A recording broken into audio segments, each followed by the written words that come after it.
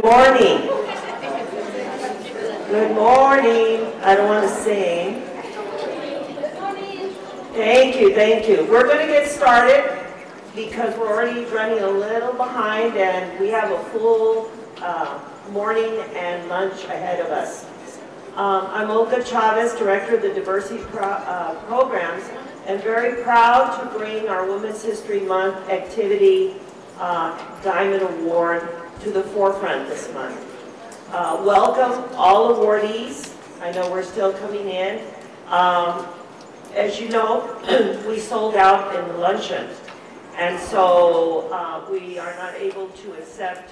We've been trying to accommodate everybody, but unfortunately we had count for catering.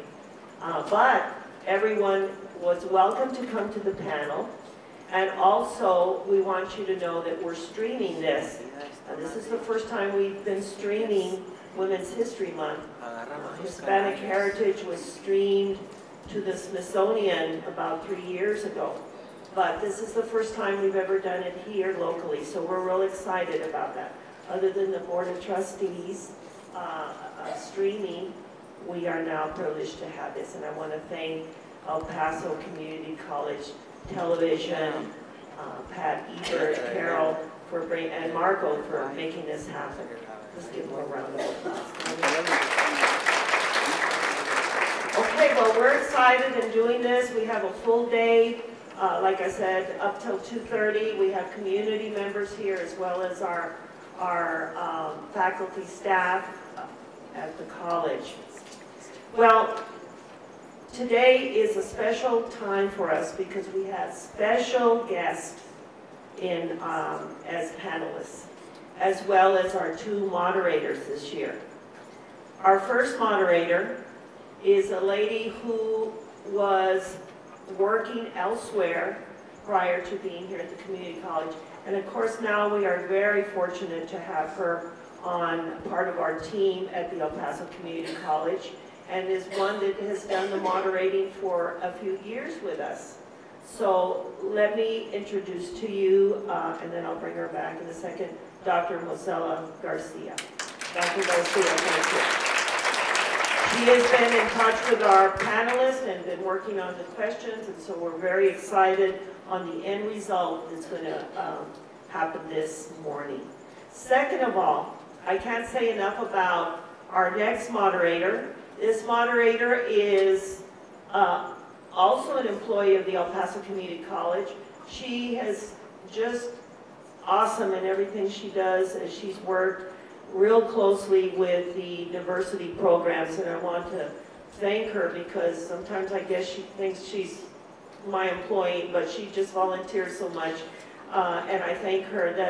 We all know her at the grants office, the money lady, Miss Arlene Antoine. And then I wanted to identify someone that's very special to me and always makes everything around us look so beautiful, and that is Luz Roberts Luce. Thank you so much for being here. Now, Ms. Belen Robles, I leave you not for last, but I wanted to tell you my deepest appreciation for you always supporting the diversity programs and everything that we have. If you can make it, you're here.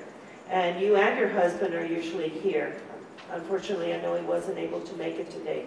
But I want to thank you so much from the bottom of my heart for always representing the Board of Trustees many times, for being here at our function. Ms. Belen Robles. Okay, if I have any committee members and our staff, I think they're working in different areas, but if you are here, both my staff and the committee that has been working on women's history, if you would please raise your hand or stand so we can recognize you. Are you here or working? Vera, I think Vera is here. Thank you, Vera, very, very much. And of course, the ladies that are in the registration, Ida Black and Michelle Chavez and Patti Morales and Michelle Winsome. So all of you, thank you so much for being here this morning. Without any further ado, I want to bring back Dr. Garcia, who will introduce our guest speakers. I actually am the very fortunate person to work at EPCC. It is a wonderful place to work, and I've loved the employees. So thank you for finally getting me on this campus. I retired from another campus, so from another state.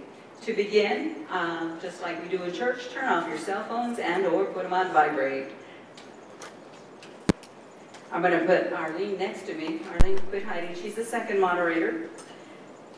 We're both very proud to be here, but I'd like to actually have any award, Diamond Award winner to please stand up. This is your day, not ours, but please stand up if you're an award winner.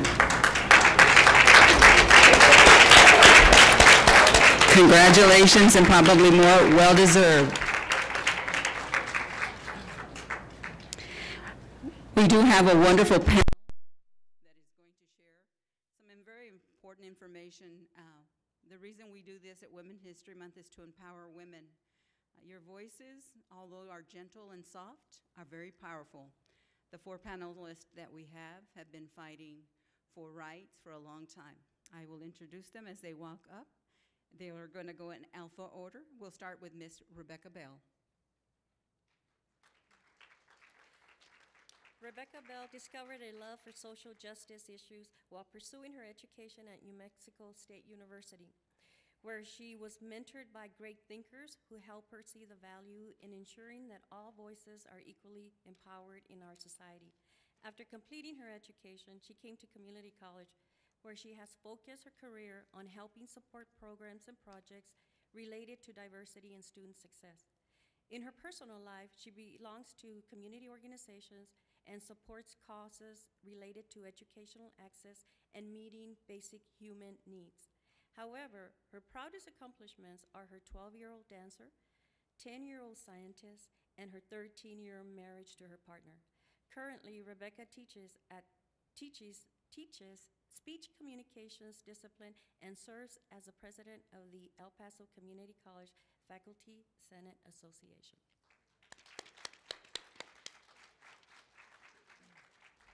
Our next panelist, some of you may have taken her for class, Dr. Xiomara Carolina Chianelli. Dr. Chianelli is an assistant biology professor at El Paso Community College. Prior to EPCC, she was a visiting scientist at the University of Texas at El Paso, where her research focus was on quantification and specialization. I'm going to take that vocabulary course. Of enhanced petroleum crudes. Dr. Chianelli's research and commercialization interests range from renewable energy and optimization of fossil fuel use to discovery of novel therapeutic agents. She has served as the Chief Technical Officer for Transglobal Oil Corporation, an alternative energy startup, and consulted for Hunt Energy Enterprises. She is published.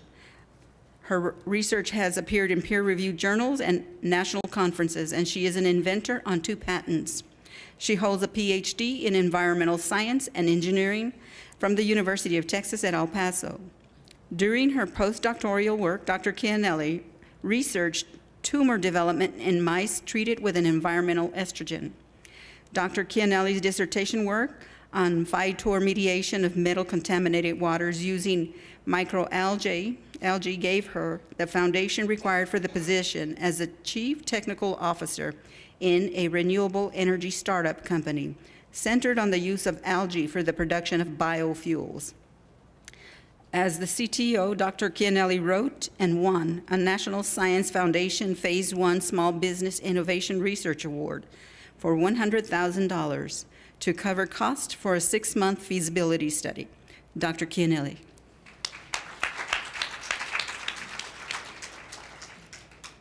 Our next panelist is Wisa D. Davis. Go ahead, you can clap for her. She's kind of shy. Wisa is a native of El Paso, a graduate of the University of Texas at El Paso and the University of Denver Sturm College of Law. Licensed to practice law in the state of Texas since 1991. She was an assistant county attorney in El Paso from 1993 to 1997. focusing on domestic violence prevention, mental health and protection of children, the elderly, and the disabled.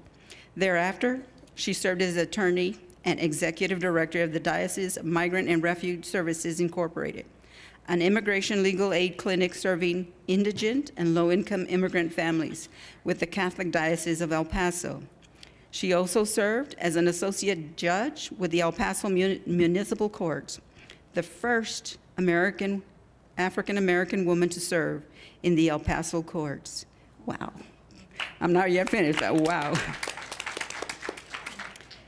In January of 2006, she joined the El Paso County Domestic Relations Office, returning to a family-focused law practice, and was the chief legal officer for enforcement, supervision, and access facilitation until March 2015.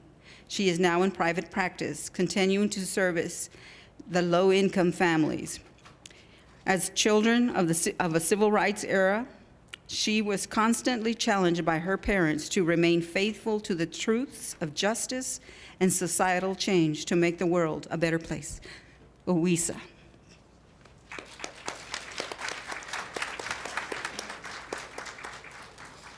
Sahara Taki.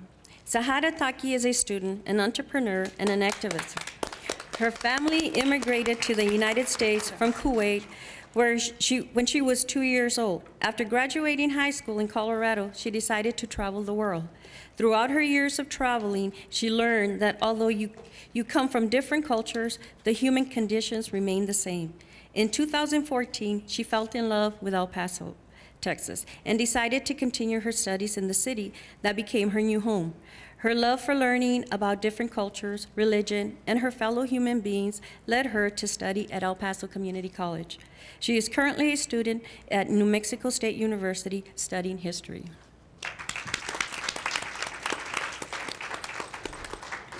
You see, Olga only selects the best. So panelists, thank you so much.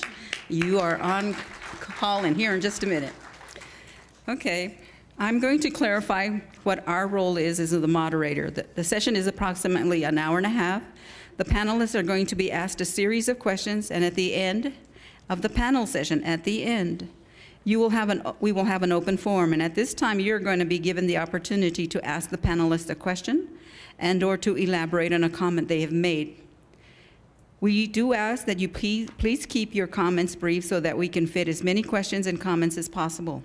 We ask you to take notes. You have little pens in front of you. Those who are watching us via satellite at our other campuses, you can send us messages. We do have access to read your comments. Be nice. Just in case, just in case. The topic, as you'll see in a minute, is a very important topic. There are also surveys, and Olga will remind you again, but I'll remind you here. We need to find out what we do well and what we don't do well. So do be honest with the surveys. For those of you at our satellite campus, you can fill out surveys with your faculty. Am I correct? Okay. Okay. Before I go to the panelists, I'm going to give you a background of how the theme began. As you know, March is National Women's History Month, and each year there's a special theme, and women whose lives exemplify that. You'll see from the pictures behind our panelists, these are women who have fought the fight. The title is, Nevertheless, She Persisted, honoring women who fight all forms of discrimination against women.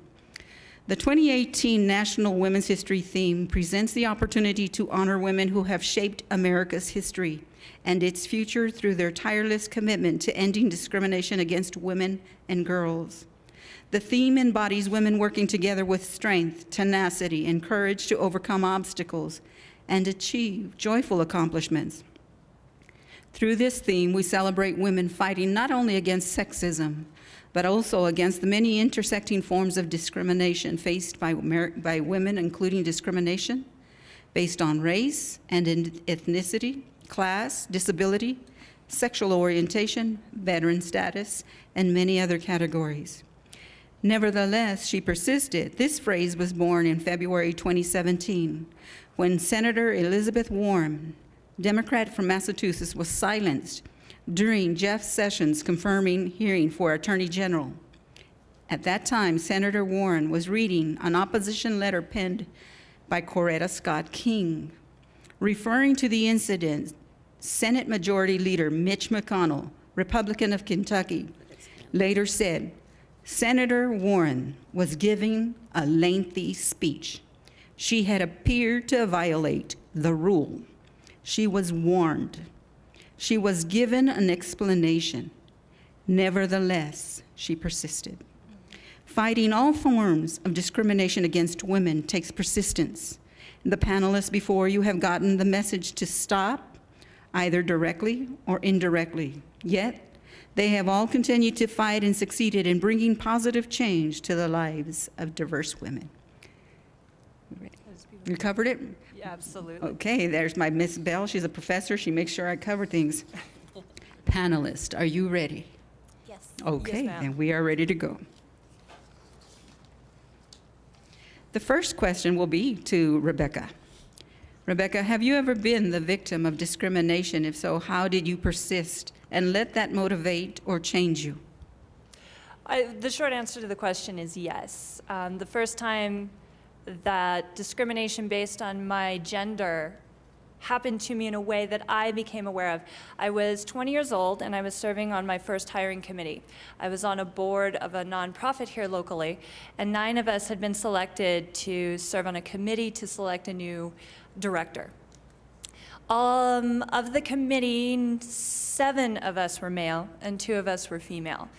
And all of the candidates that we called for an interview were also male.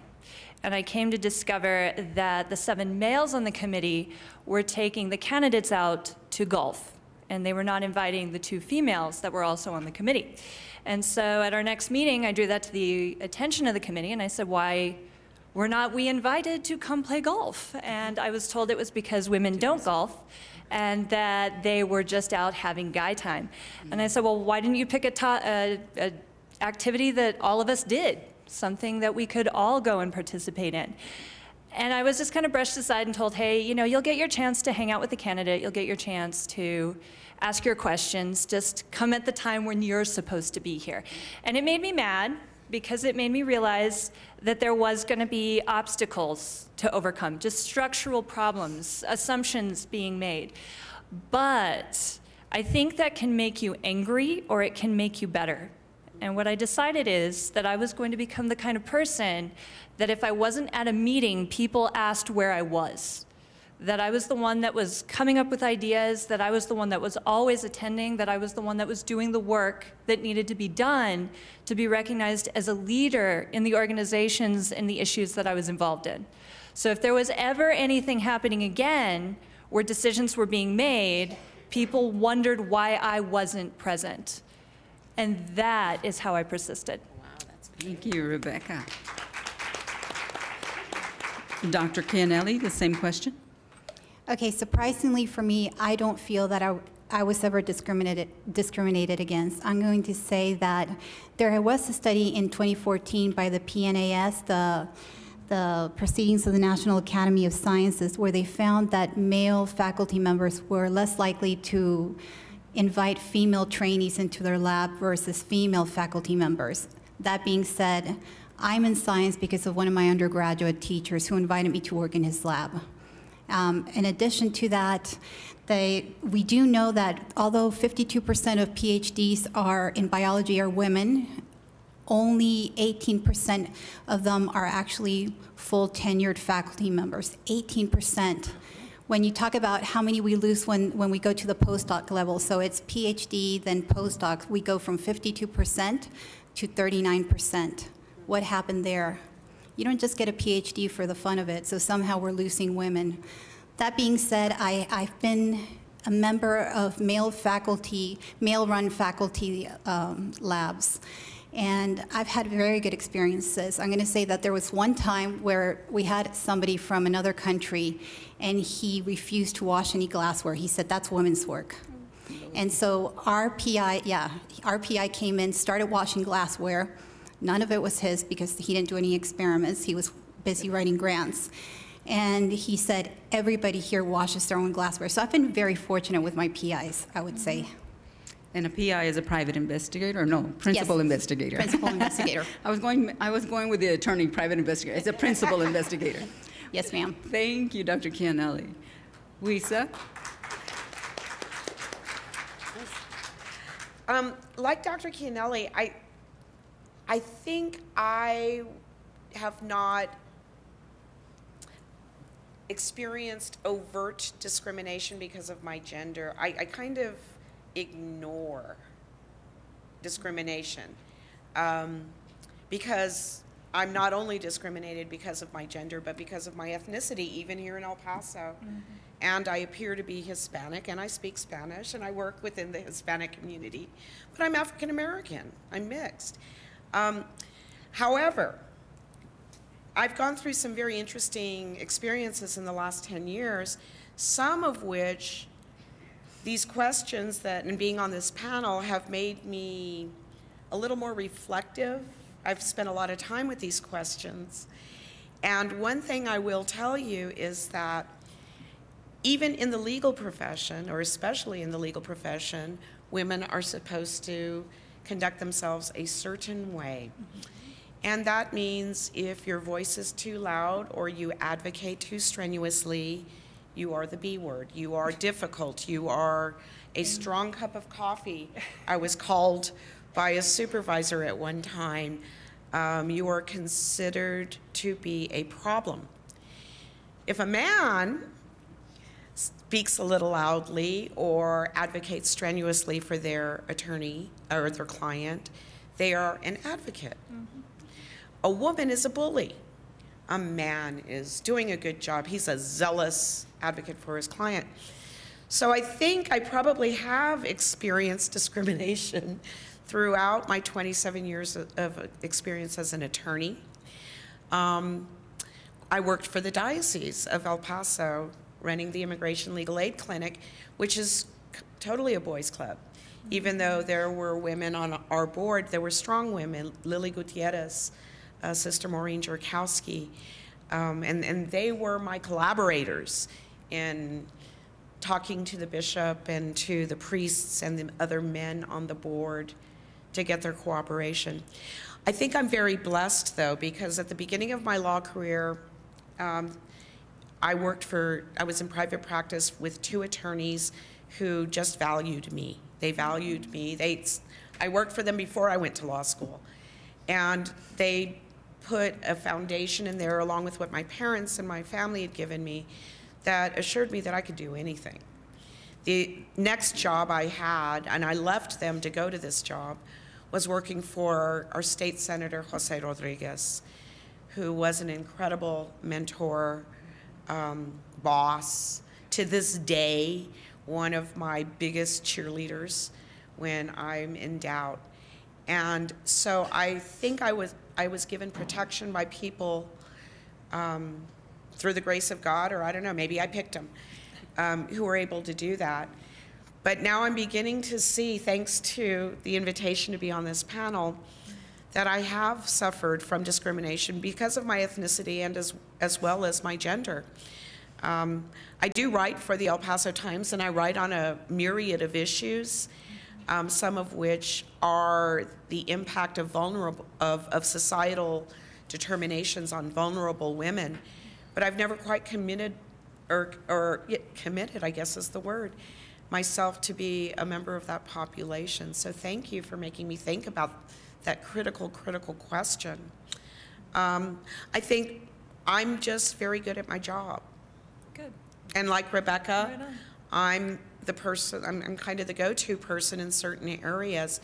And I think that's how I've persisted, is I just stay focused. I do my job and I speak my truth. Thank you, Thank you Lisa. for the question. And I'm going to add, with Dr. Chianelli and Wisa's comment of someone supporting you, I have to acknowledge my administrator, Dr. Carlos Amaya, the dean.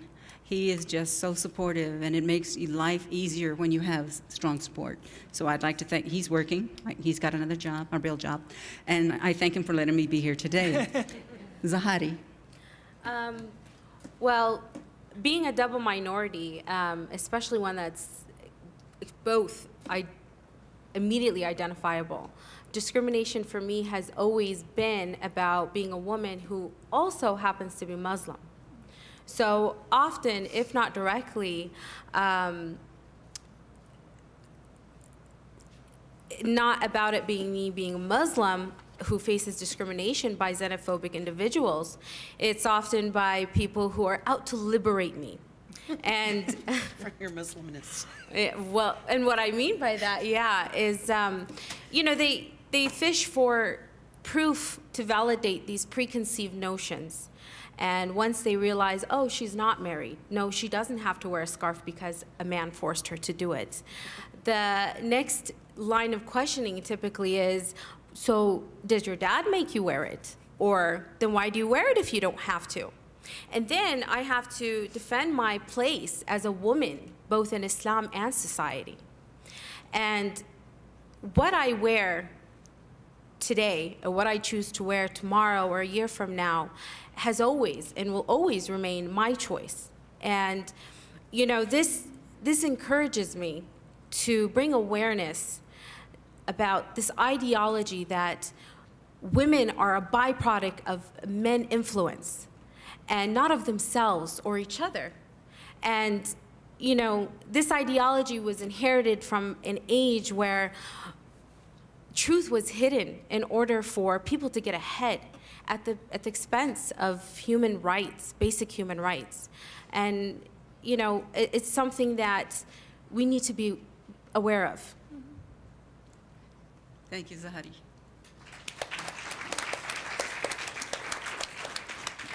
Good morning. I've got the next couple of questions. And Wiza, we'll start with you. What is your proudest moment in your fight against discrimination? Well, I think I have to give a shout out to my madrina, Belén Robles, because she helped me realize this. When my voice was validated,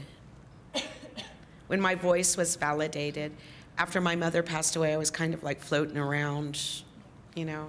And there was a group of women, one of which is Belén Robles, who became my godmothers.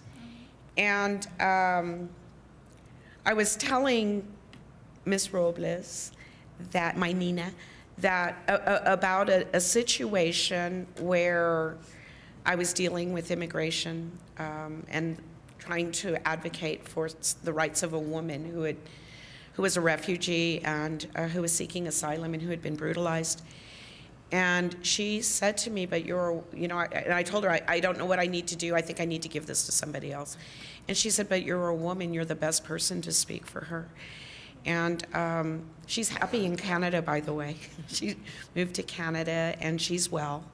The United States did not accept her, but we found a place for her. But that was when I began to understand that my voice was valid and important, so thank you, Nina.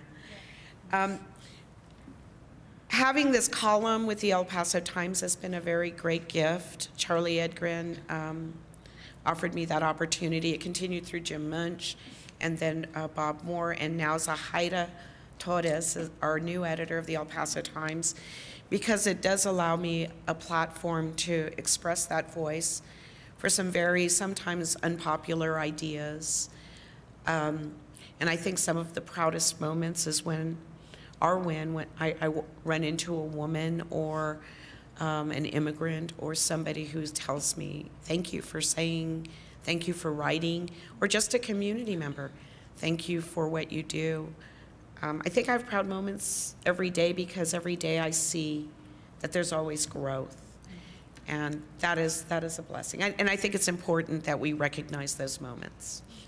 It's a long answer, but thank you, Belén. Thank you. Dr. Kinelli? Okay, so I went over the numbers, the values of how few women make it to a full faculty position. So I was able to get my PhD. I'm very proud of that PhD. I worked so hard to get it. I did do a postdoc. Thank you. I did do a postdoc. I also just received in December, I received my letter from my tenure committee from EPCC telling me that they had recommended me for tenure, so I'm very happy about that. So I think it's important for my students to see that you don't have to look a certain way to be a female faculty member. You don't have to have a PhD and look a certain way. So that means a lot to me. I can have fun in the classroom. I enjoy interacting with my students. And I am not the weird, I hope I don't come off as the weird science professor. Thank you. Sahara? You know, I have many proud moments, may God be pleased.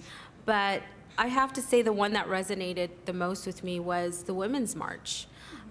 It was a time and space where women and people from all walks of life came together with their different struggles and purposes and marched forward as one body.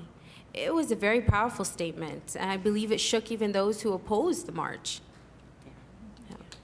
Yeah. Thank you. May I interrupt and brag on Zara for a moment? She is also working locally to found an organization called the Arab Anti-Discrimination League, and so I think she's soft selling how much she does to fight discrimination in our community. Thank you. I like the... And I'm going to, just quickly, I was in error not to introduce the guest speaker for this luncheon. If she'll please stand up. It's Shoshana Johnson. No, I know humility of these women just amazes me. You've accomplished a lot, and they go like, and Belen as well. The second photo at that end, she has been a strong force. She is on our board of trustees and fights for women's rights. Belen, thank you. You can take over. I just wanted to comment that madrinas and mentors, they all contribute to our proudest moments. So thank you for recognizing our madrinas. Okay, the third question. And we'll start with Dr. Kennelly. What do you see as the next big fight concerning discrimination against women?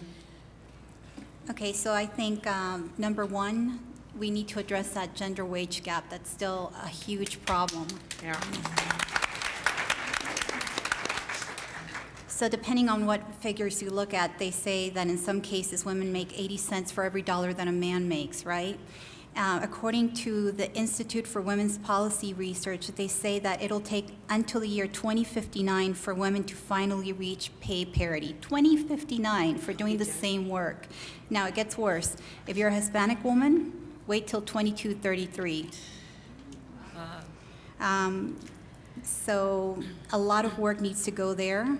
In addition to this, so we have a lot of women in the workplace. Half of the workplace is made up of women, correct? But as you go, I mentioned this before, the higher you go, the fewer women you see. How many CEOs do you have for the S&P 500 companies? Right. 5%. How many of those seats, board seats, are taken up by women, occupied by women? 21%. So a lot of work, I think, needs to be done in those areas. Thank you. Sahara? For me, I feel it's right here at home, the way we view this as a community. I think we need to think of a way to collectively come to terms with the fact that women shouldn't have to fight for their birthright. You know, equality of human rights and opportunity without discrimination. You know, whether it's the way we dress, the faith we choose, the career path we take, if we decide to stay at home and raise children and not be seen as less than those who work outside their homes. You know, a lot of women are tearing each other down, and there's this public figure. There's a public figure, Mona Haider, and she's often ridiculed because she doesn't fit this, you know, cultural criteria that society has set upon women. And, you know, it doesn't matter what path we choose, but respecting one another, and it just can't be compromised. Thank you. Lisa? Yeah, and just to kind of follow along, I would like to say something about women against women. It's a sexism issue. It's a gender discrimination issue, and women contribute to it. We fat shame one another. We comment on one another's appearance, on their hair, and that's brutal, and sometimes more invictive than the things that we endure from men. And I think at the very foundation of any question of justice and of discrimination, whether it's gender-based, sexual orientation, faith-based, or ethnicity-based, is the refusal to recognize the human dignity of another person. And once you look at that, once you take that first step and recognize the human dignity and their inherent, inalienable right to autonomy, then from there you go into the areas where that is denied to them because of structural injustice. And as my Nina, once again, I have to give a shout out to my Nina and her generation, of which my mom was one. You know, we grew up watching the equal rights battle of women in the 1970s on the very heels of the civil rights battle. During the Black Power movement, the women's rights battle was going on following a history of oppression of women. In 1974, the Equal Rights Amendment was passed. It has not been fully ratified yet, but there's legislation in the Equal Rights Act that has given women some parity. President Obama did a lot to bring that parity into the 21st century. Under our current administration and our current Congress, those rights are being whittled away, and we're so busy watching the reality show sideshow of the circus that we're not watching the big top. And what's going on under the big top are all of those civil rights that were enacted in the 60s and the 70s, and to some extent in the 80s, are being undone by our current Congress.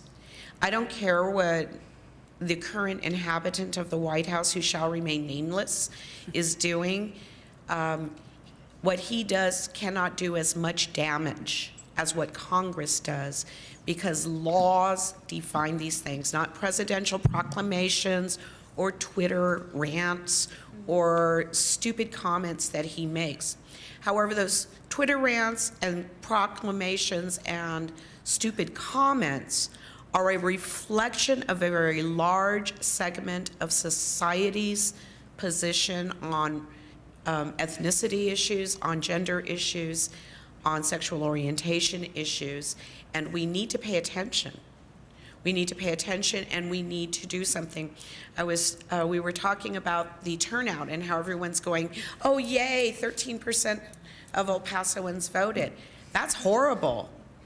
Oh, well, it's more than they did in the past. I don't care. It's pathetic when 15% of our constituency pays attention and uses their God-given right as American citizens to control our society. It's that important. It's that important. Income parity, I agree. We still need to deal with that. I, as a county employee, was not entitled to the same salary as a male counterpart because they refused to reclassify my position, even though I had all the job responsibilities. And it was because of my gender. See, I'm paying attention.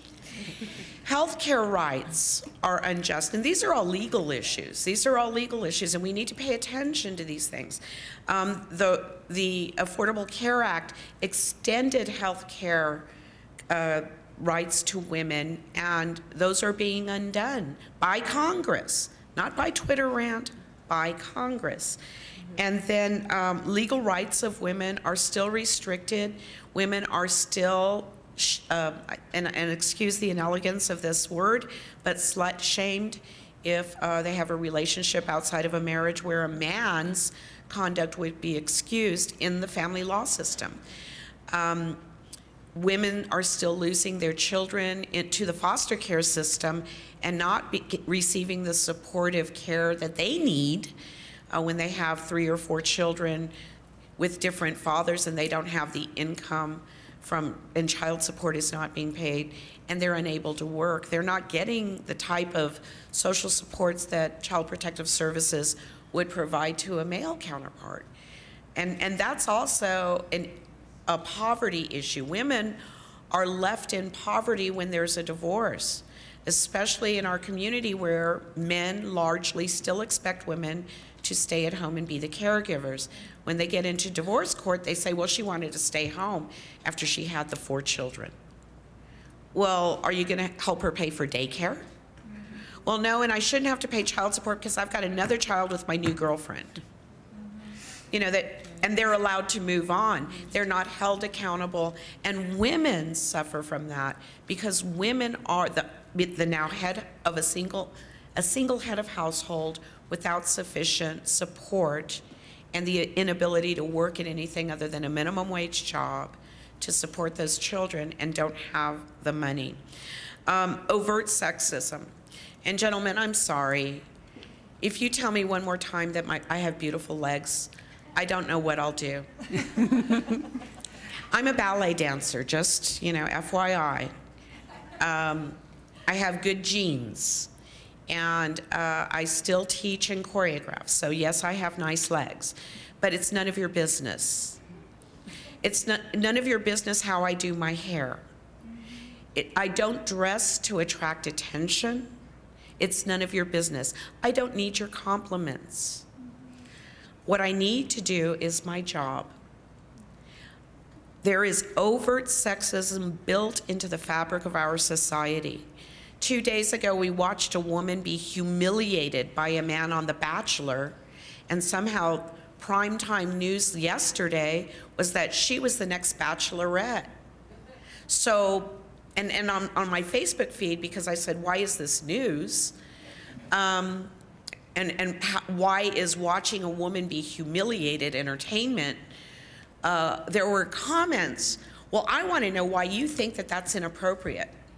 From a woman, an African-American woman. And I said, well, look at the ethnicity makeup of the contestants, just for one. Look at the humiliation that women are put through on that show. And then we go the next mile, and the guy dumps her on national primetime television. Why is this important? And I'm going to interject very quickly to education and to the faculty who teach at EPCC. Because if we don't get our students involved, more importantly, if we can't get them to graduate, they don't take their completion and their importance as women, especially as moms. As you become a mom, you want to see change. And so in education and everything that the panelists are trying to teach you is so that we can be better at what we do. We said thank you so much. I'm so sorry, I didn't mean. No, you didn't. Could I just finish what I was going to say, though, because I need to tie them all together, my thoughts together. These are the battles that we have to fight. That means that we cannot buy into the entertainment industry's portrayal of women and shaming of women. This is important because we have to advocate for our own legal rights, and we cannot allow our congressional representatives, our elected officials, to participate in the denigration of those rights. This is important because, and these are the next big fights, because doing away with the advances and legislation passed in the 50s, 60s, and 70s will ensure that there will not be income parity, there will not be legal rights for women, there will not be the right to make our own health care decisions, and there will not, and the overt sexism of our society, this is a societal issue. It's in the fabric of our country's makeup, will continue. So until we stop allowing the comments, until we start telling people that that kind of commentary is offensive, until we stop using our entertainment time and dollars to support television shows that denigrate women, until we start using our voices and our votes and encouraging those in our circles to do so, these fights will continue. And part of that goes into the Women's March.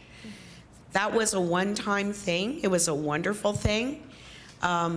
What happened here in El Paso was incredible. This year, there were less participants, and it was just as widely advertised. And the fear I have is that there's no continuity of voice like there was with the Equal Rights Amendment. And that's why we're here today, so we can make sure that doesn't stop. Ms. Bell, can you answer the same question? Yes, ma'am. So I'm going to jump off what my colleague said, and that is, I think our next big fight is healthcare and family medical leave. I really do. And it comes from my personal experience. When I started my career, I was single and I had no kids. And so for me, the focus was the professional sphere and how do I accomplish this. But as I found my partner and started pondering, hey, do I want to have kids? I honestly found myself wondering, if I choose to have children, will it slow down or even derail my career goals? And the reason is, in our country, if you're a woman, there is physical liability. You know, we take on certain risks getting pregnant because pregnancy is an incredible thing for the body to pull off. But as we go through that, if we aren't adequately supported medically, more and more can go wrong. We might be forced to step out of our jobs, lose hours, have to avoid a promotion or not get everything in line that would allow us to move laterally or have a raise. Today, ironically, is International Day of the Woman, and it is also my daughter's 12th birthday. And when I got pregnant with her, my insurance informed me that my high-risk pregnancy would only be paid for if I went into a life-threatening condition, and that they would pay for me to terminate the pregnancy, or if I was like gonna die, but they weren't gonna pay for the treatment that would keep those two things from happening. And I honestly was devastated because I felt like, oh my gosh, if I continue this pregnancy, I'm gonna have to take a step back from my job because it was gonna require a lot of bed rest, a lot of choices. But if I take a step back from my job, how am I gonna pay for the pregnancy? And I think that we really, as a society, need to ask the question, is it important to us to allow women to have their career and be a mom? You know, so much of what I've heard on stage today is, hey, women are badass, which is absolutely true. But I think we need to allow women to be a whole person and say, yeah, I'm a badass mom. And I'm raising children to be badass parents. And until we support them with the legislation to make sure that we have access to the health care that women need, to have safe pregnancies, and to have health over the course of their life, and to be able to have leave if something goes wrong with those pregnancies, or to even take time away after she gives birth in order to do things like breastfeed and bond with her child. It becomes a way for us as a society to ensure that we have a healthy next generation, but we're also empowering the women of today to be that whole person. So I really truly believe our next fight is to make sure we have access to health care and medical leave. Thank you. Thank you. My final question. What advice do you have for the audience to help them make the right choices for a life well lived while still caring for their family, relationships, and personal health to include mind, body, and soul? Dr. Kinelli? Okay, so I have a few for this. Pick a job that you love, because when you love your job, you can accomplish so much more. I've been so fortunate. I've never had a job where I walked in and I said, I hate, okay, no, in high school I did. Yeah, we all have. So I've always enjoyed everything I've done. I've done a lot of very different things to stay in El Paso. My husband is a professor at UTEP, and I feel that I'm very fortunate to have had the opportunities to work where I've worked. That being said, I love what I do.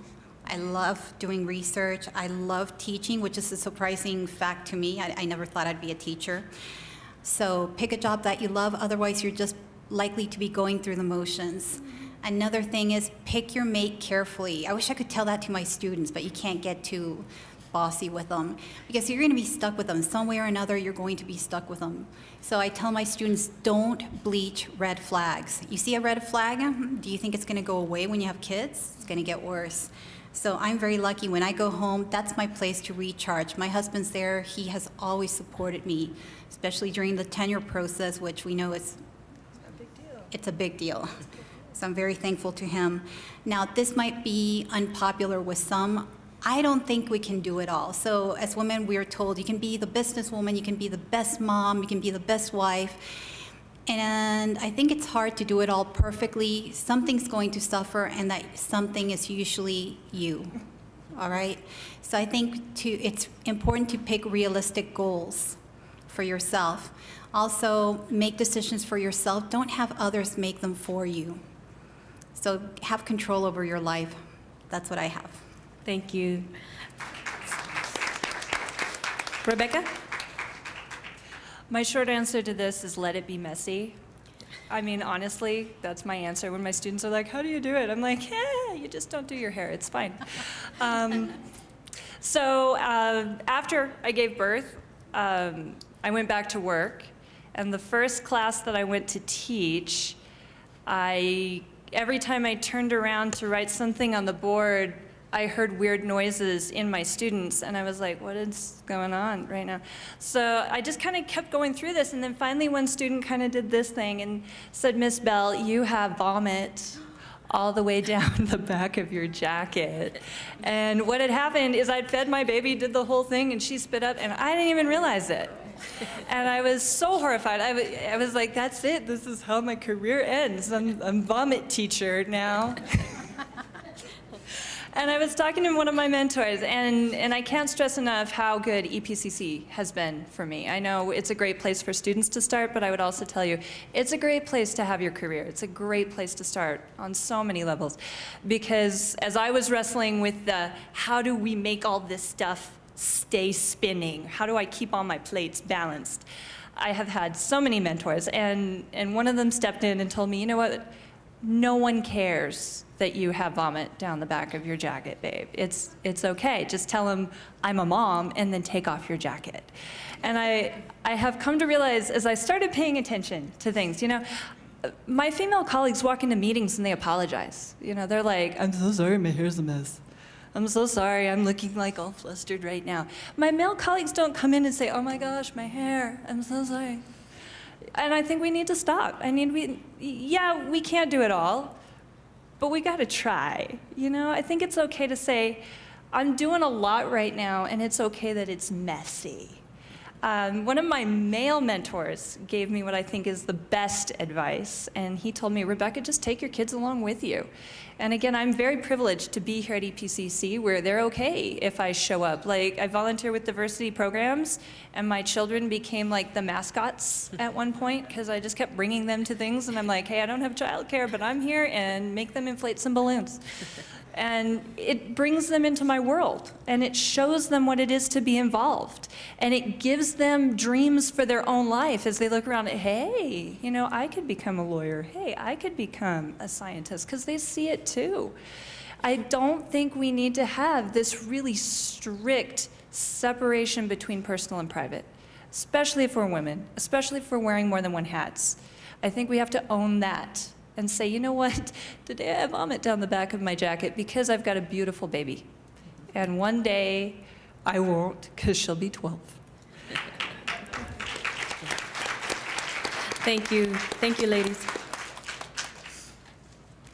And panelists, I know only Dr. Chianelli asked to answer this last question, not the last one. There's still another one. Don't get excited and leave.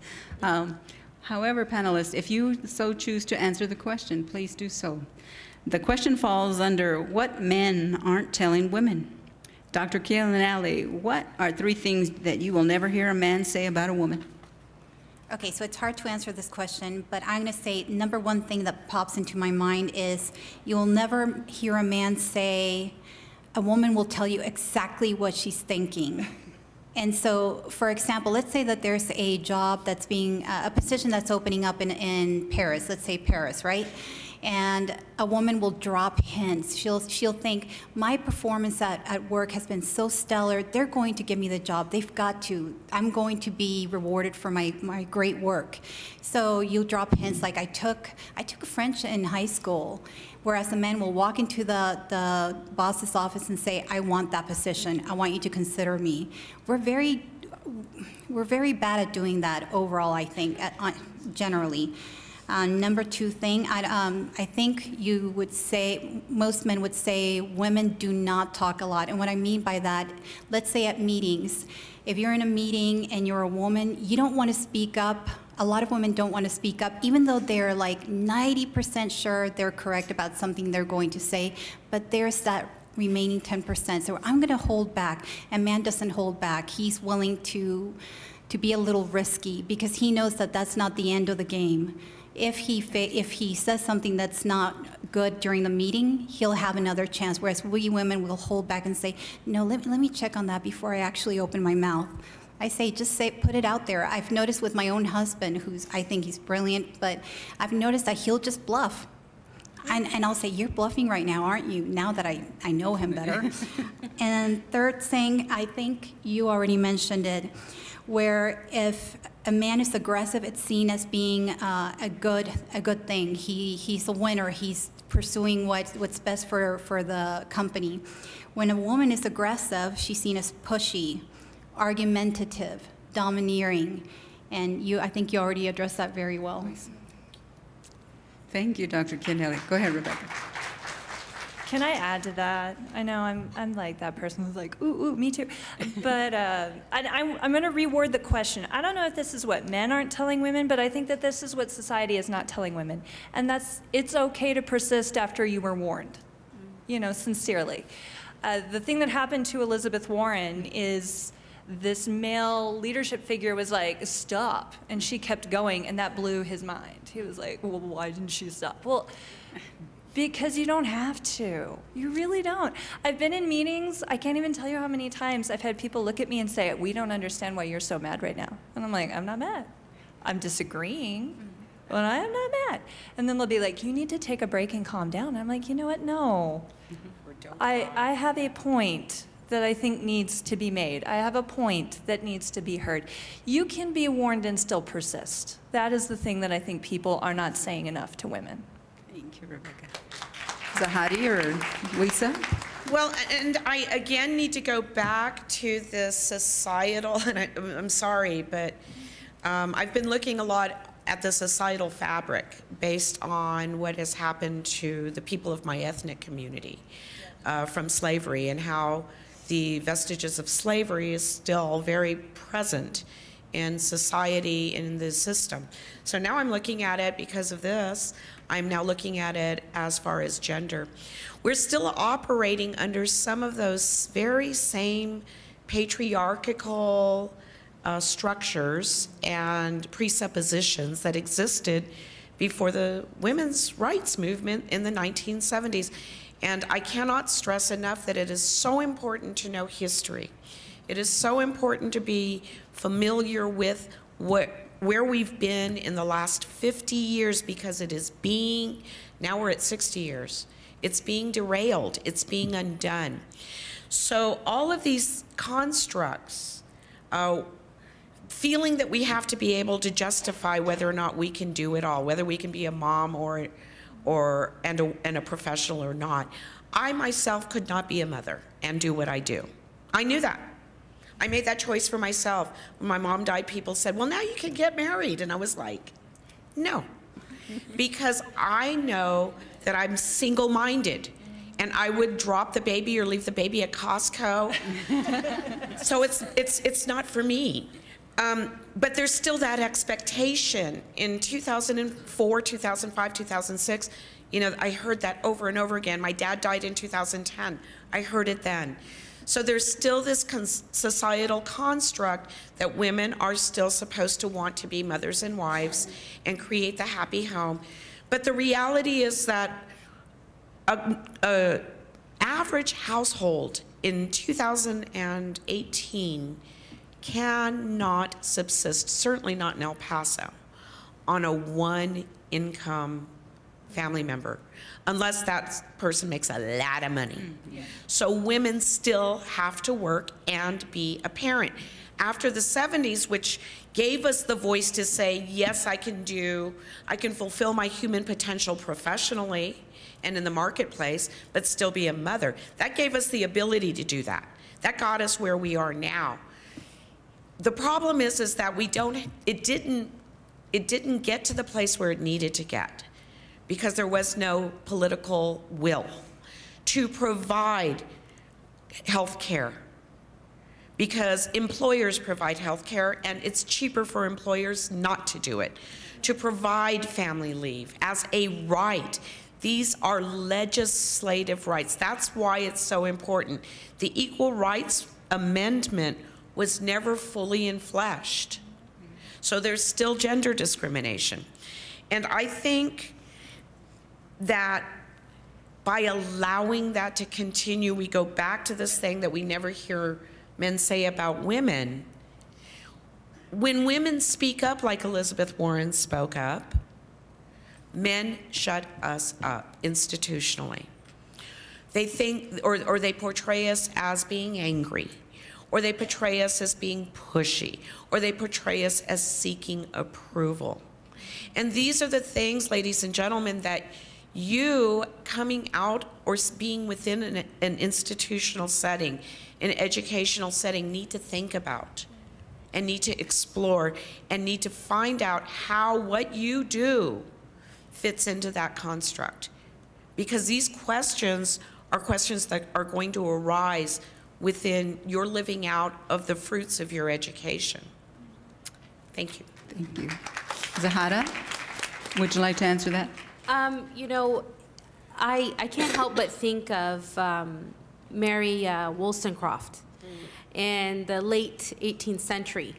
And, you know, she was a prominent Enlightenment thinker, and she got ridiculed because she didn't have an orthodox relationship out, and she had a relationship outside of marriage. And her counterparts, you know, referred to her as immoral. They disqualified her because she was not, you know, this ideal that women have to be this certain way, whereas in men, if it was a male, you know, he gets different attributes to him. He's you know, he's a player. He's a women like this guy, you know. Let's appreciate this guy because of his, you know, his capability to sway and persuade women. Whereas in a woman who just, you know, just as powerful and just as brilliant as anyone else, intellectually equal as any man,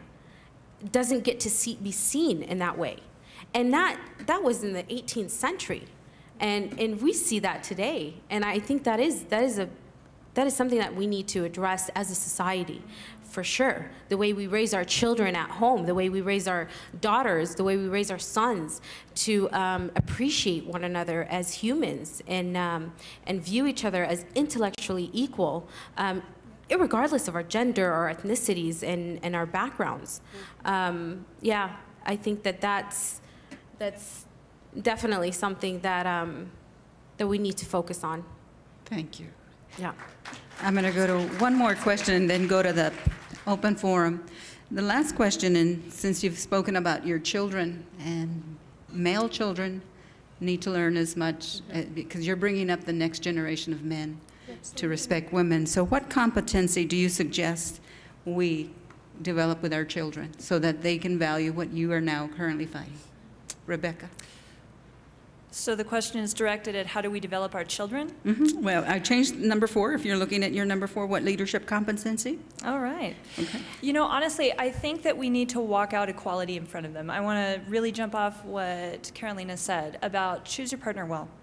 Mm-hmm. I picked my partner, who is, in my opinion, the most beautiful man in the world, because I challenge that. I was at a meeting I was at a Baptist event where people were teaching, and he got up on stage with a gender-neutral Bible and started reading it. And the audience, like, physically reacted to that. Oh, and this one guy stood up and said, "I rebuke you." And I stood up and said, "I support you." And that's how I met my husband. Yeah, see? My kind of guy. He's amazing. I married a feminist.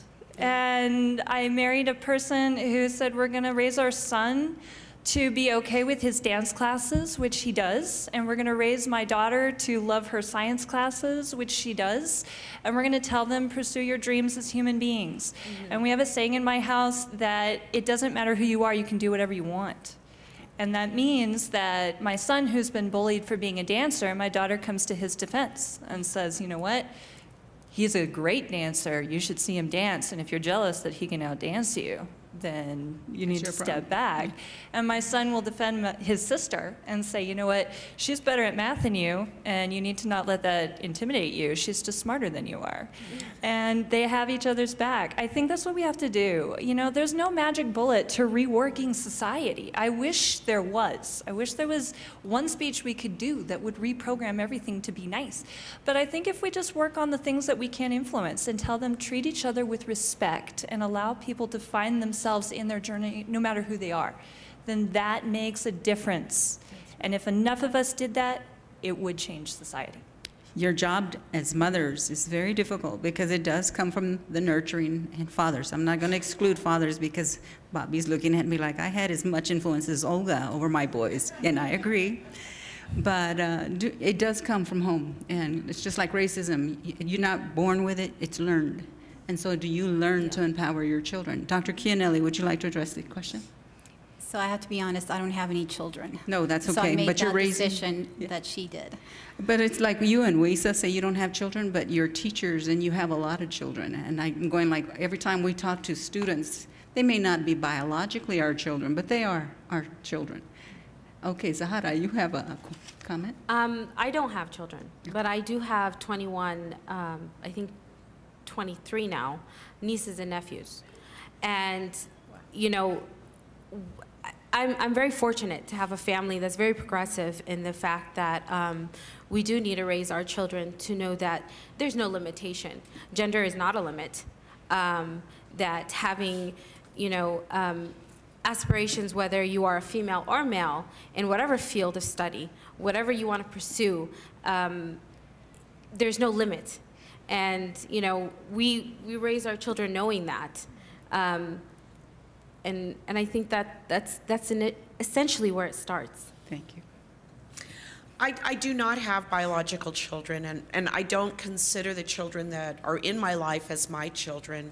I'm kind of a bonus auntie. But, you know, I think that all of us have to think about these questions for ourselves as well as for our children, and the children who touch our lives, the little spirits that we come across. And I think that's what she was referring to. So I think the most important thing we can do as a leadership competency is to teach or to share our experiences maybe, so that other people can develop a healthy respect for the human dignity of others. Because I think everything comes from that. And Rebecca, I think I'm just kind of following up on what you were saying. We can, as she and her husband have done with their children, what I heard is that there's no competition between these two siblings. Mm-hmm. And they're now reaching out to others to help them understand that they can reduce the competition. Mm-hmm. And I think that's part of the problem is we're so busy saying, I'm better, you're better, I'm not good enough, you're not good enough, that we've lost the concept, and it's impacted our society in such a way that now we make judgment calls professionally, politically, socially, based on opinion rather than the innate, inalienable human dignity of another person.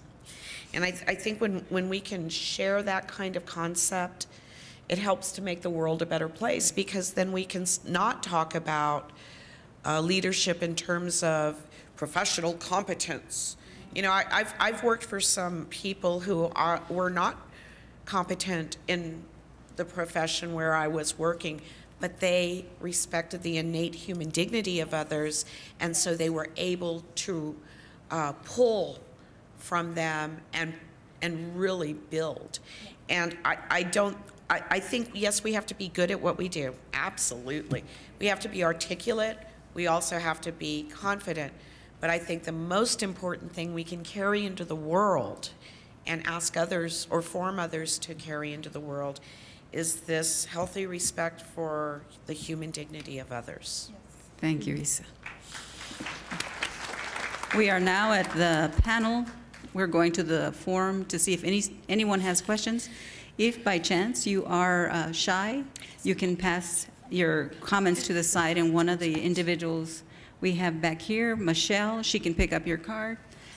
But if you are not, please stand up. Do we have microphones for the audience? On both sides. So if you'd like to take a microphone. I saw someone had a question at the very front. You have a question? I'm so sorry. Go right ahead. Good morning, panelists, moderator, guest. First of all, I'd like to introduce myself. My name is Virginia Bizio. I am retired from the U.S. Army. I am a current student at EPCC, and I am also the campus representative, the Trans Mountain campus representative for Student Government Association. My question to the panel is, as part of student government, we try to do a lot of activities involving everybody, you know, to show that discrimination in any way is wrong. But what would be your advice for us, for the student leadership, when we come across people who have been discriminated against?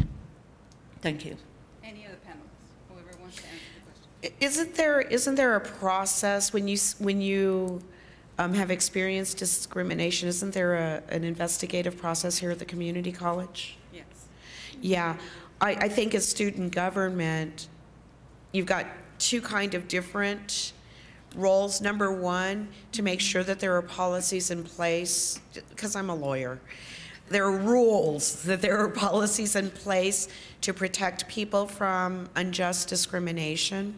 But I think the other part of that is to make sure that there's a process that is publicized throughout the student population, so that they're aware of what the remedy to a form of discrimination is. Again, I'm having flashbacks, but I'm just remembering a situation when I was in law school where I was being discriminated against because I'm a woman. And it was actually I kind of buried it.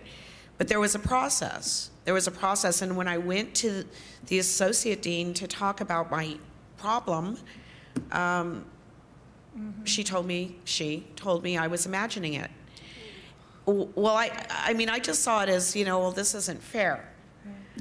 But now I'm beginning to see it as it was because I was a woman that it happened the way it did.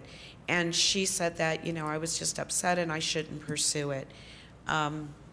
In retrospect, that person should have directed me to the process to conduct an investigation, and maybe I would have discovered sooner than 30 years later that it was the basis of gender discrimination, probably ethnicity discrimination, because there were only 3 other black law students at that school. So, yeah. So that's what you have to do with government. That's your charge as the elected representative of the student body. If I can chime in on that. And let me first, again, kind of brag on our students. Our SGA is incredible. They really are. They do not run from problems that the rest of us look at and say are unfixable. Things like student hunger, they have taken on head on. And I applaud you for that. I think you should keep doing that. Because what we're seeing here today is the benefit of having the hard conversations. about saying, let's sit down and let's talk about access for transgendered students on campus. Let's have conversations about discrimination based on religion. Because having the conversation has value, even if there's only 5 people in the room. Because it raises awareness to, wait a minute, this reality that I'm living in is not the reality that has to stay. I had a class one time where we were having a conversation on domestic violence, and it was the most sobering moment of my career because I got a note back from a male student the week after we had this conversation that he'd come to realize that he was abusing his partner, and no one had ever told him that what he was doing was wrong, that he'd seen generations of men in his family walk out this life, and he thought that that's what you had to do as a man. And having the conversation changed things for him. So if you can be fearless about taking on the scary things and say, let's talk about the taboo and the hard, then it helps people hear that they don't have to stay where they're at. And that makes more of an impact than you can ever know. Yeah, very nice.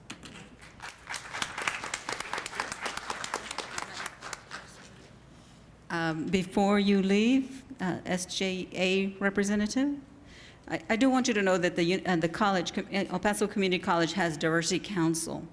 And our council, which is led by Olga Chavez, and many are here behind me, Arlene, and Rebecca, in fact, we're all members of Diversity Council, and there are things that we are trying to put safe zones.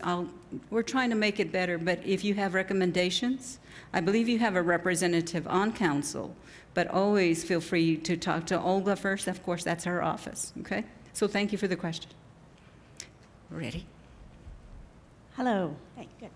First, thank you so much, all of you, for being here today. We really appreciate your time. My question is, as a woman in the professional world, I have learned to pick my moments of when to speak up and to be judicial because for the fear of being that strident female, and once you have that label, it's very hard to get rid of it. With that in mind, my question is, have any of you, because we all know you are all strong women, have any of you ever chosen not to speak up? Were there consequences, even though there was a lesson learned? Any panelists? I always do. You know, I'm no shrinking violet. That's probably why I am where I am. Well, you know, why I do what I do. There are times that you do have to pick your battles. But unfortunately, one of those times that I chose to remain silent, I watched a person be humiliated, ridiculed, and pushed out of the job that she needed and the access to the mental health treatment that she needed. And unfortunately, she ultimately took her life. And so that was a very big lesson to me. Because I watched the whole thing happen and it was unjust from the inception. And so when the time came for me to do something on behalf of others in her situation, I was able to do that. So that's the outcome. But the lesson that I learned from choosing my battles was that people can be very seriously hurt when you remain silent. And this was a drastic outcome. But it's the same in a workplace. You know, you see somebody being harassed or abused, and you don't say anything because that's one of the battles you don't want to pick, because you don't want to be the person that goes to the boss and says, look, this is happening. You don't want to be the tattletale. But it's just a matter of time before it happens to you next. You know, or that person doesn't respond or does respond. So I balance it. And I'm very cautious and judicious when I approach those situations, when I have to speak truth to power. And I am also willing to accept any negative consequences that may come my way because of it. And that's the thing that we're most afraid of is, you know, that there'll be backlash. And the law doesn't protect you immediately. So that would be my advice to you.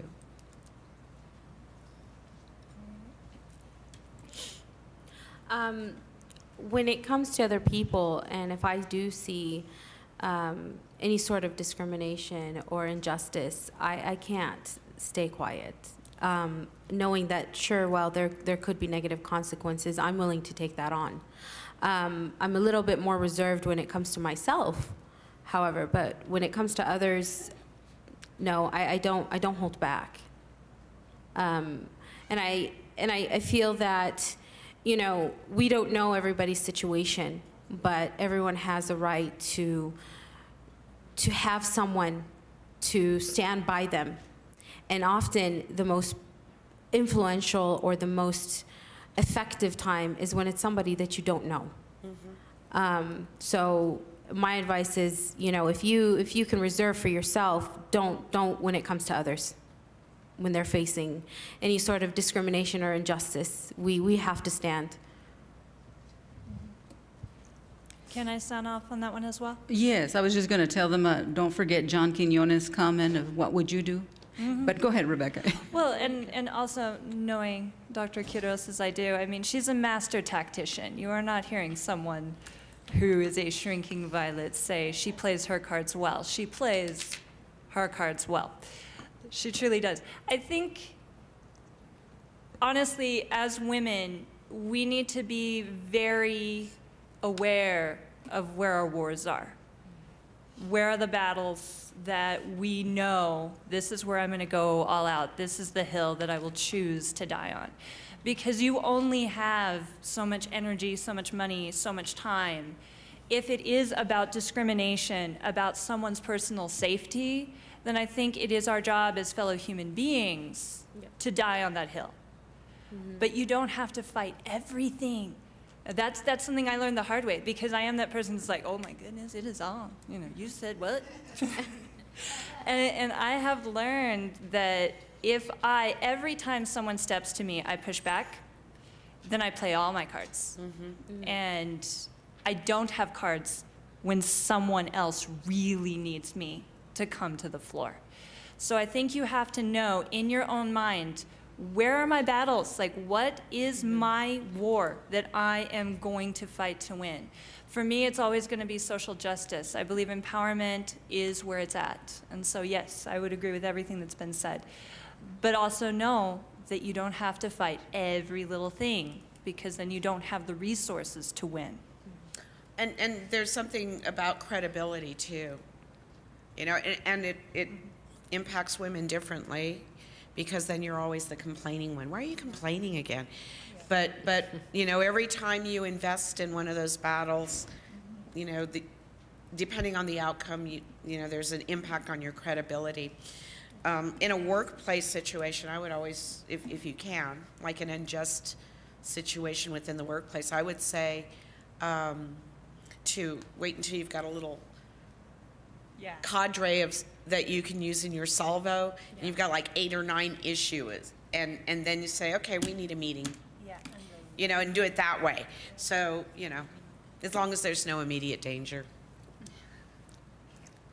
Okay, thank you. We've got another question. Shoshana? Okay.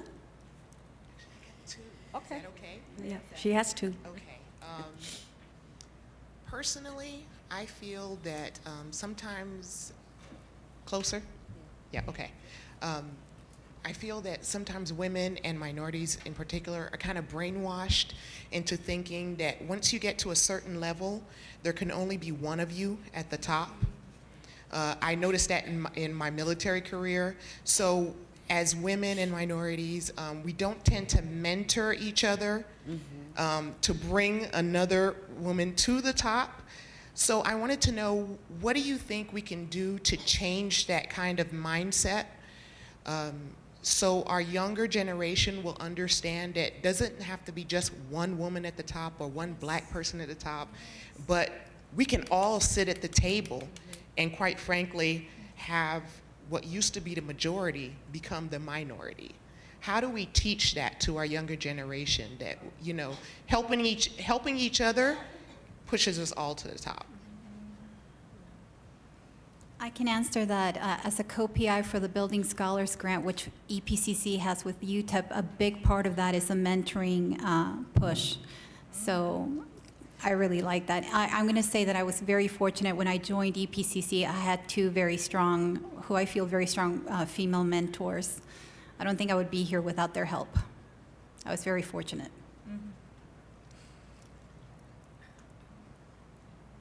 Anyone else? No, I'd like to add, Shoshana, if you don't mind. When you're mentoring as a woman, because as we get older, and I've retired from one position and I'm a grandmother, you have to be less intimidated by mentoring someone younger who will take your place. Because if you don't empower them, they're just going to hit the same rocks and the same walls that you had. So don't be afraid to help. Shoshana, thank you. Go ahead for your second question.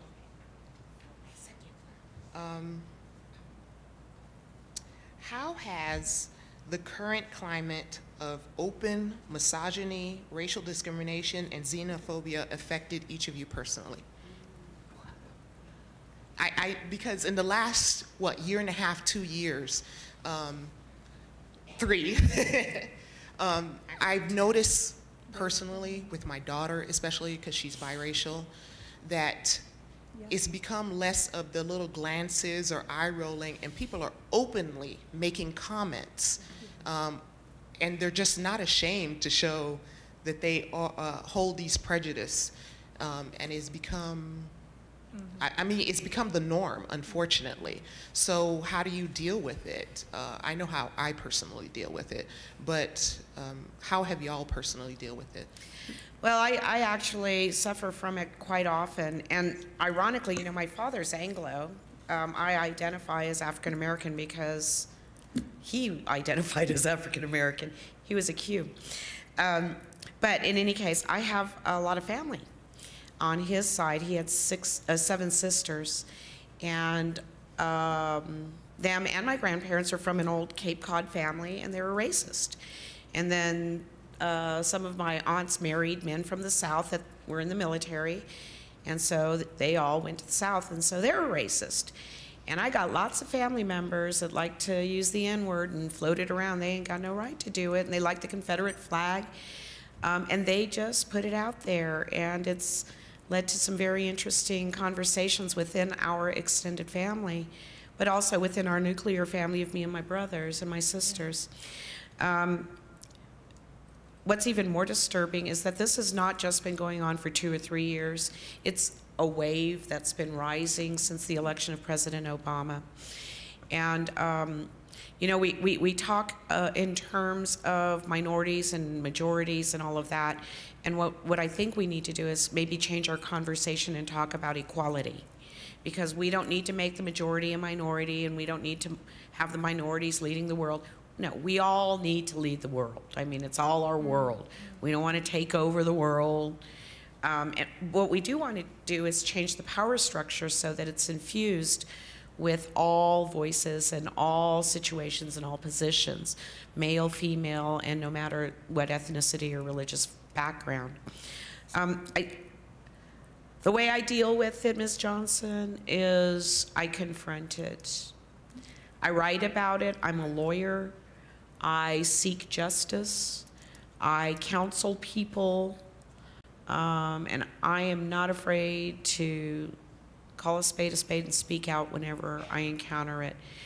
Back during the Bush administration, while you were having your adventure in the Middle East, there was a lot of stuff going on, my Nina will remember, that impacted the Hispanic and Muslim communities because of the security concerns of the Republican Party. And there were some very racist immigration provisions that were pushed through, some of which were never really used until recently under our current administration. Because these are things that the regulations had already been written, so all he had to do was sign something. That's one of the powers of the president. He gets to run the way government is handled.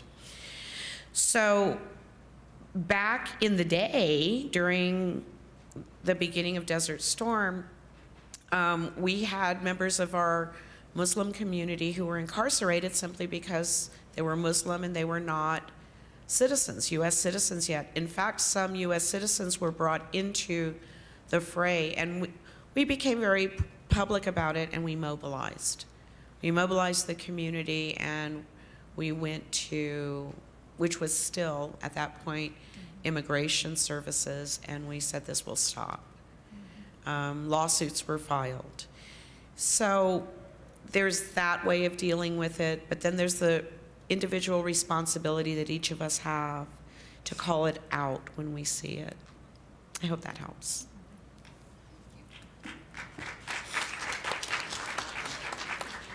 As a Muslim, I've definitely have encountered quite a few incidents.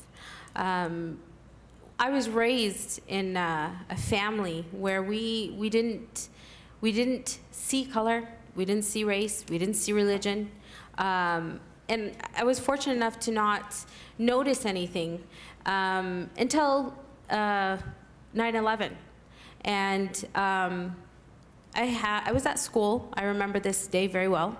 I was at school, and I had a professor, a biology professor I've never seen before, come up to me as I'm in my locker and told me that if I wanted to go home, he would understand, and that the school would understand.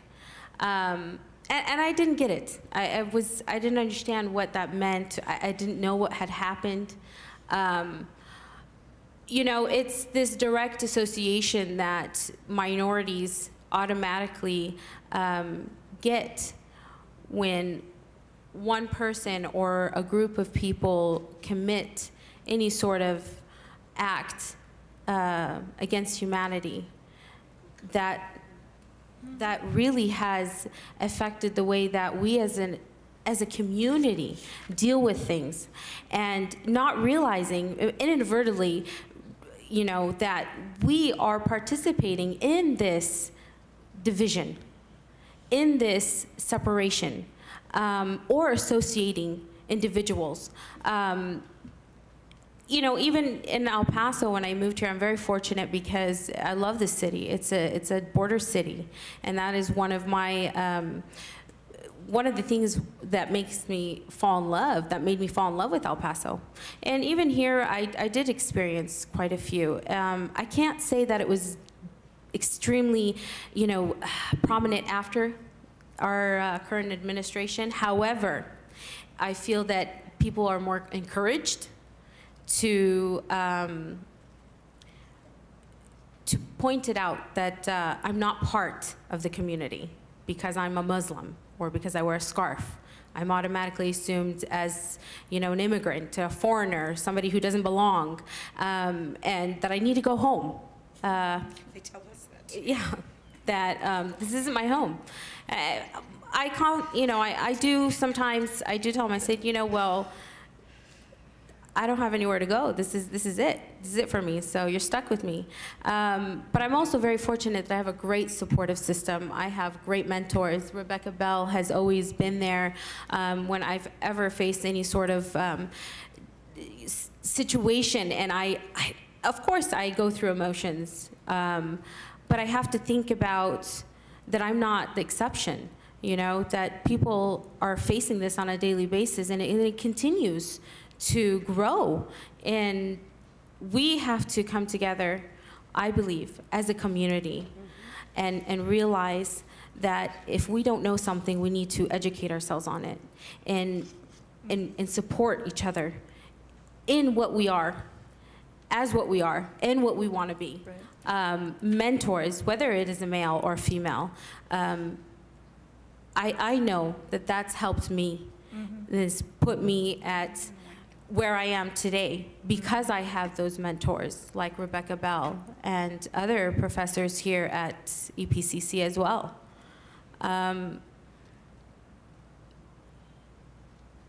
It's unfortunate, but I think that because it's such a big deal that it brings us to a point right now with this current administration that is happening. And we need to do something about it because it's just getting worse. You know, it's really a political construct. Just so that you understand, we're worried about what the Russians did with the election and Facebook. What we really need to do is understand that, and I'm sure my Nina can support me in this, that this is a political construct of a political power party that feels that they're losing power because of inclusion. All of this is a political construct. It started in the 80s. The civil rights movement, the equal rights movement, all got done, you know, we got all the laws passed, and then they started whittling it away. And the way they started whittling it away is by planting seeds of doubt in society and continuing practices that segregate one segment of humanity from the other. And what's happened is it's taken on a life of its own. And I just want to point something out to you, brothers and sisters. And I'm sorry if I start preaching, but you know, it's coming out now because this is an issue. I want you to notice that she's talking about how she was dealt with after 9/11, when we know that people from Saudi Arabia did horrible things to a building filled with people from all over the country, all over the world, different religions, different ethnicities. And it has been portrayed as an attack by Middle Easterners, some of whom may have been of Muslim descent or of the Muslim faith, because we don't know that they all were. We don't know who these people were. That's the political construct. You see what I'm saying? And so it's as though it was the Middle Easterner Muslims who attacked white America because, you know, it's a big symbol of what? The World Trade Center. Okay, it's a big building. It's part of the financial center of America. It's about money. So understand that from that political construct, there started to be a division in our community. And it's nothing new. It's the same division that they started to plant after the equal rights movement. You know, to punish women and put them back in their box, like they did to black people after the civil rights movement. They started changing the laws so that they unfairly impacted black communities and Hispanic communities of color. You have to understand this is a fabric of our society. Yeah.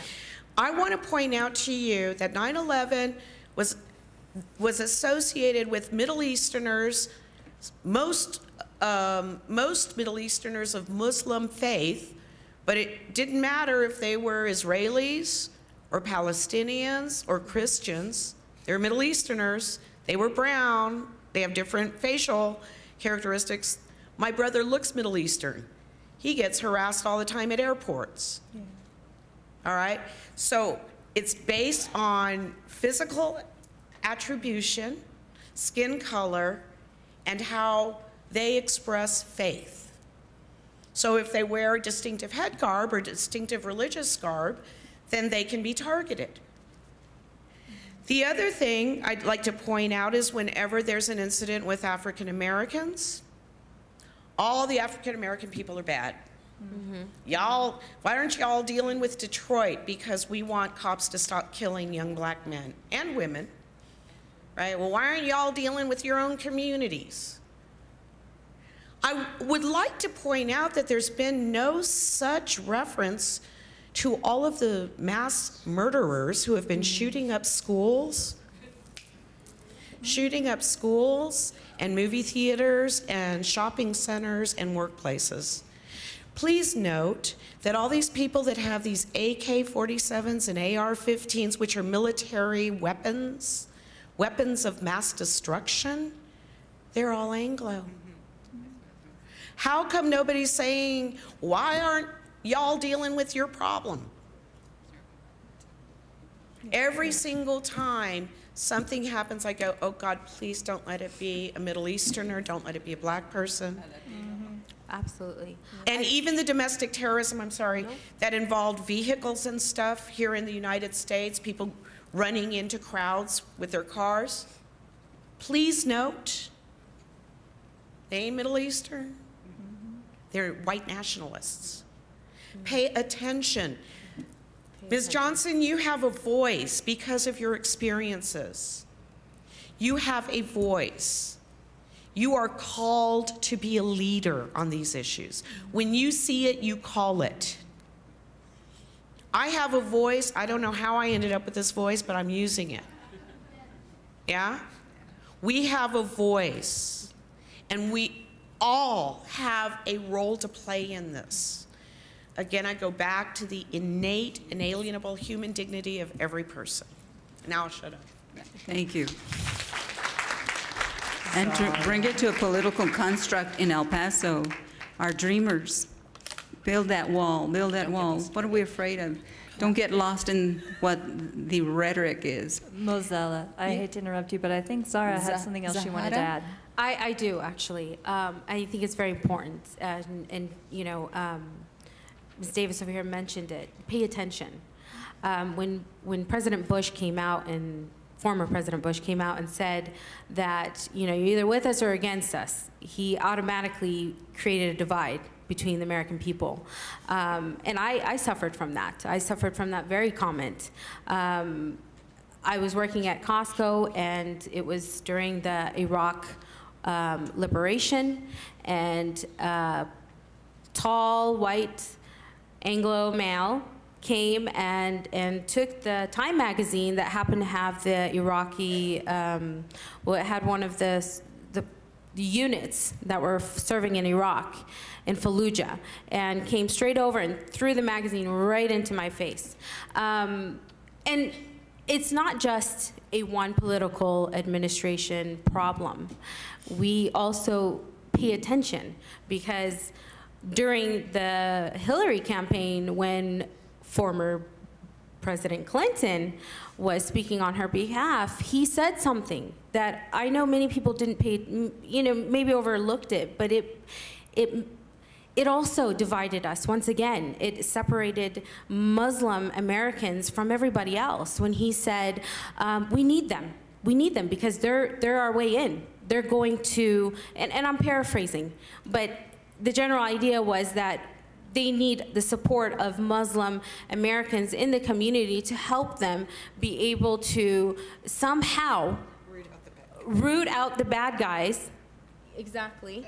Or, you know, hear what's happening at the mosques, as if, you know, that's at all what's, you know, on the agenda of an American Muslim.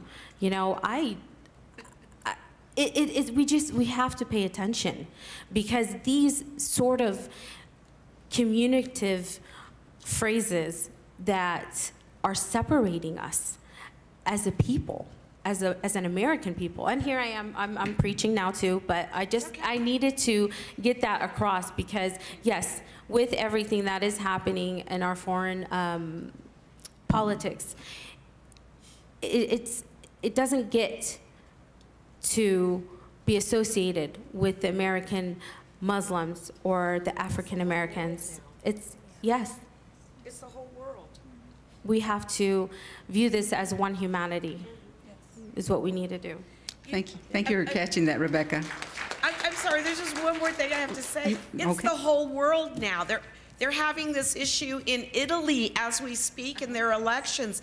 They're having it in the British realm. I'm trying to think of what they're called. Brexit. The Brexit talks. You know, Ireland's new prime minister said, "This is ridiculous. We can't have one part of the Commonwealth outside and the other part in the EU." But it's the same sort of thing, this international xenophobia. You mentioned the Dreamers. I need to really, really point out that the advocacy for immigrants brought here as children, especially the undocumented, is focusing on the Mexican, Central, and South American immigrants. But I need to remind everybody that undocumented immigrants aren't just brown. So a lot of the racism that is being directed towards Mexico, because of course to these people, the only thing that exists south of the US border is Mexico. They don't realize there are other countries and continents. But in any case, you know, a lot of this animosity and racism is being directed toward Hispanic immigrants.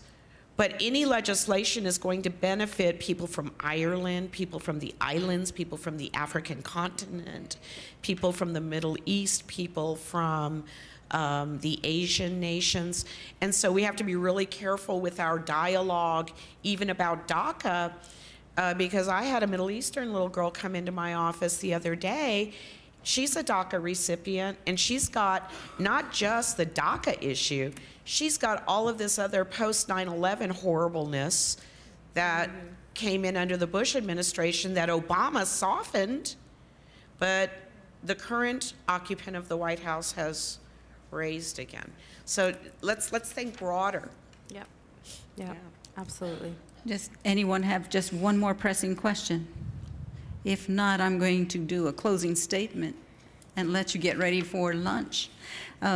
We recognize the ongoing persistence of our mothers, grandmothers, aunts, sisters, neighbors, friends, and Ninas. We hope that you will join us in celebrating all women this month and throughout the year. Let's give our panelists a round of applause.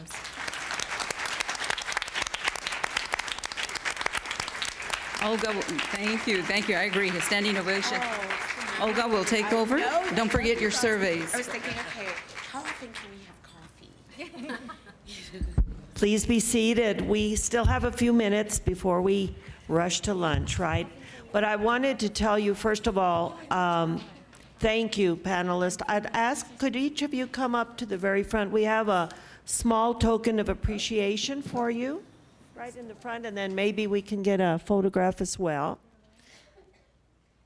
I want to thank Dr. Garcia and Mrs. Arlene Alacon for their efforts and the good job they did as moderating. Let's give them a round of applause. And if I might ask them to stand up in the front as well.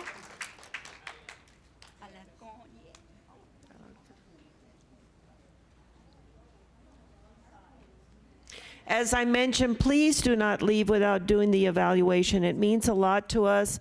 It really puts us forth to be able to do some good things, more good things, and also it gives us the opportunity to know what we did well and what we need to change. Great. So are you all together? Did you get your...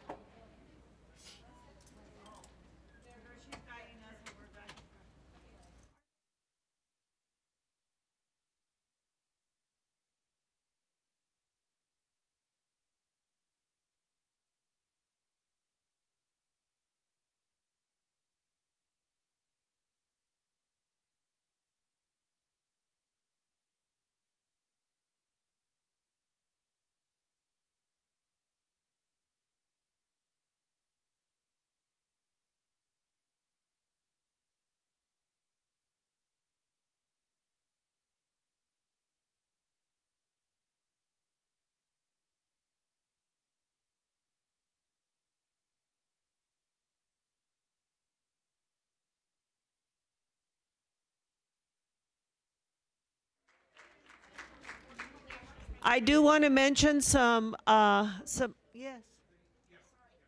What? I think you need to announce that Belen is the first woman to be the national president of LULAC. Okay. Miss Belen, may I ask you to stand up here? We'd like to have a photo with you as well. And I would like to recognize Miss Belen that she was our first national Latina president, well actually, first woman president for LULAC, definitely. Well, please come up. So if I could ask the panelist and Belen to please stand there and we'll take a photo. Miss Wisa? Huh? Yes, right now we're going to.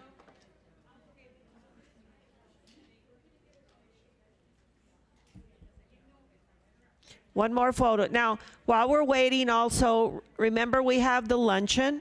So those of you who are awardees, I'd like you to follow Luz Roberts.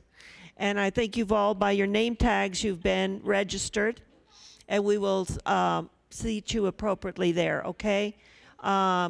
Those of you who aren't will need to register if you already have paid for your luncheon, okay? Okay, let me just make sure. Will you raise your hand if you're awardees? If you're awardees? Okay. Would you please follow Luz Roberts? If you're awardees.